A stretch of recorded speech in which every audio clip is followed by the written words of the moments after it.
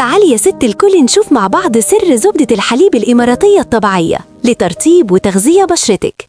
المكونات بسيطة جدا: زبدة شيا وزيت لوز حلو، زيت ورد وزيت جوجوبا أو زيت جوز الهند. نبدأ بإذابة زبدة الشيا على نار هادية داخل وعاء معدني يحتوي ماء قليل جدا. الماء لا يلمس الزبدة.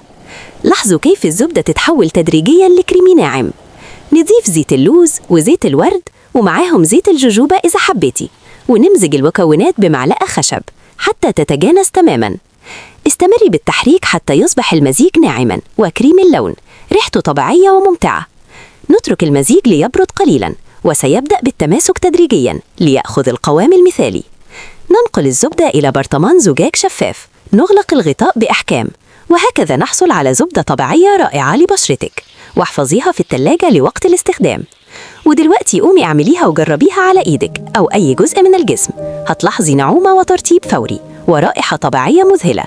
ولو حابين الريحة تبقى معطرة زي المخمرية أكتر، ممكن تضيفوا أي زيت عطري طبيعي تحبوه.